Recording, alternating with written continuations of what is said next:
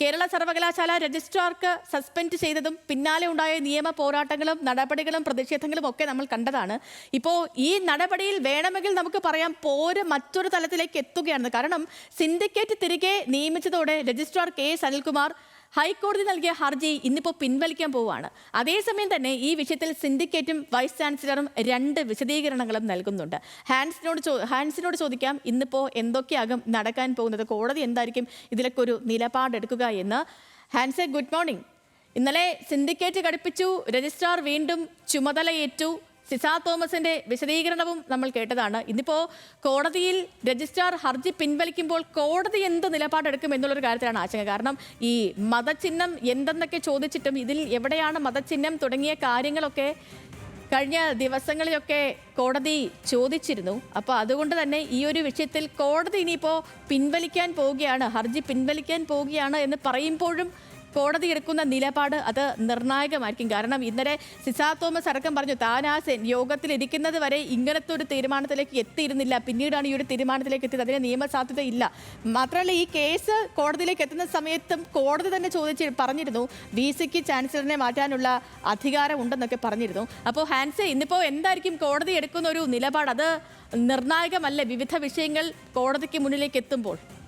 തീർച്ചയായും സേതു, ഈ വിഷയത്തിൽ കോടതി എന്ത് നിലപാട് സ്വീകരിക്കും എന്നുള്ളത് വളരെ നിർണായകമാണ്. കാരണം ഇന്ന് ഈ ഹർജി പരിഗണിക്കുമ്പോൾ അത് പിൻവലിക്കുന്നതായി അറിയിക്കാനാണ് രജിസ്ട്രാറായിട്ടുള്ള KS അനിൽകുമാറിൻ്റെ തീരുമാനം. ആ ഒരു സാഹചര്യത്തിൽ കോടതി ആ നടപടിയെ സ്വീകരിക്കുമോ, അതിനു പക്ഷം അദ്ദേഹത്തിനെതിരെ വിമർശനങ്ങൾ ഉയർത്തുമോ എന്നുള്ളതാണ് ഏറ്റവും നിർണായകമായിട്ടുള്ള കാര്യം. അത് കോടതിയുടെ അധികാര പരിധിയിൽ വരുന്ന കാര്യമാണ്. അത് വരും മണിക്കൂറുകളിൽ നമുക്ക് വ്യക്തമാകും. അതിനോടൊപ്പം തന്നെ കഴിഞ്ഞ ദിവസം ഇത്തരത്തിൽ സിൻഡിക്കേറ്റ് യോഗം ചേരുകയും ഈ KS അനിൽകുമാറിൻ്റെ സസ്പെൻഷൻ നടപടി റദ്ദാക്കുകയും ചെയ്തിരുന്നു. ഈ വിശദീകരണമായിരിക്കും കോടതിയിൽ സിൻഡിക്കേറ്റ് നൽകുക. വൈസ് ചാൻസലറായിട്ടുള്ള ഡോക്ടർ മോഹനൻ കുന്നുമ്മലിൻ്റെ നടപടി ചട്ടവിരുദ്ധമായിരുന്നു, അത് റദ്ദാക്കി. അതിനുശേഷം ഇദ്ദേഹം രജിസ്ട്രാറായിട്ടുള്ള KS അനിൽകുമാർ സർവകലാശാലയിലെത്തി ചുമതല ഏറ്റെടുത്തു എന്നും സിൻഡിക്കേറ്റ് കോടതിയെ അറിയിക്കും. അതിനോടൊപ്പം തന്നെ വൈസ് ചാൻസലറും വ്യത്യസ്ത നിലപാട് കോടതിയെ അറിയിക്കും. താൽക്കാലിക വൈസ് ചാൻസലറായിട്ടുള്ള ഡോക്ടർ മോഹനൻ കുന്നുമ്മലിൻ്റെ നടപടിയെ പിന്തുണച്ചുകൊണ്ടായിരിക്കും സിസ തോമസിൻ്റെ മറുപടി. തൻ്റെ അനുവാദമില്ലാതെയാണ് സിൻഡിക്കേറ്റ് യോഗം ചേർന്നത്, ഈ സിൻഡിക്കേറ്റിൻ്റെ റദ്ദാക്കൽ നടപടി ചട്ടവിരുദ്ധമാണെന്നും താൻ ഈ യോഗം പിരിച്ചുവിട്ടതാണെന്നും സിസ തോമസ് കോടതിയെ അറിയിക്കും. അതിനോടൊപ്പം തന്നെ ഇന്നലെ സർവകലാശാലയിൽ സിൻഡിക്കേറ്റ് യോഗം ചേർന്നതുമായി ബന്ധപ്പെട്ട് നിലവിലെ താൽക്കാലിക രജിസ്ട്രാറായിട്ടുള്ള P ഹരികുമാറിനോട് വൈസ് ചാൻസലർ വിശദീകരണം തേടിയിട്ടുണ്ട്.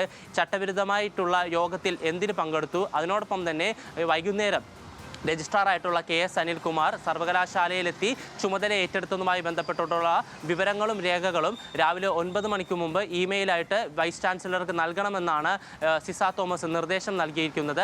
9 മണിക്ക് മുമ്പ് ഈ വിശദീകരണം നൽകുന്നതിൽ വീഴ്ച ഉണ്ടാകുകയോ അതിനോടൊപ്പം തന്നെ ഈ വിശദീകരണം തൃപ്തികരമല്ലാതിരിക്കുകയോ ചെയ്യുകയാണെങ്കിൽ താൽക്കാലിക രജിസ്ട്രാറായിട്ടുള്ള P ഹരികുമാറിനെതിരെയും നടപടി ഉണ്ടാകാനുള്ള സാധ്യത നിലനിൽക്കുന്നുണ്ട്. എന്തായാലും ഇന്നേ ദിവസം സർവകലാശാലയെ സംബന്ധിച്ചിടത്തോളം വളരെ നിർണായകമാണ്. അതിനോടൊപ്പം തന്നെ ചുമതല ഏറ്റെടുത്ത രജിസ്ട്രാറായിട്ടുള്ള KS അനിൽകുമാർ ഇന്ന് രാവിലെ സർവകലാശാലയിൽ വീണ്ടും തിരിച്ചെത്തും. അതിൻ്റെ ഭാഗമായി തന്നെ വിദ്യാർത്ഥി സംഘടനകളുടെ ഭാഗമായി പ്രധാനമായി ABVPയുടെ നേതൃത്വത്തിൽ രജിസ്ട്രാർക്കെതിരെ ഒരു പ്രതിഷേധമുണ്ടാകാൻ സാധ്യതയുണ്ട്. അതിനോടൊപ്പം തന്നെ വൈസ് ചാൻസലറായിട്ടുള്ള സിസ തോമസിനെതിരെയും SFIയുടെ ഭാഗത്തു നിന്ന് പ്രതിഷേധമുണ്ടാകാനുള്ള സാധ്യതയും നിലനിൽക്കുന്നുണ്ട്. എന്തായാലും വരും മണിക്കൂറുകൾ കേരള സർവകലാശാല പോരുമായി ബന്ധപ്പെട്ട് വളരെ നിർണായകമാണ് സേതു. Okay Hans.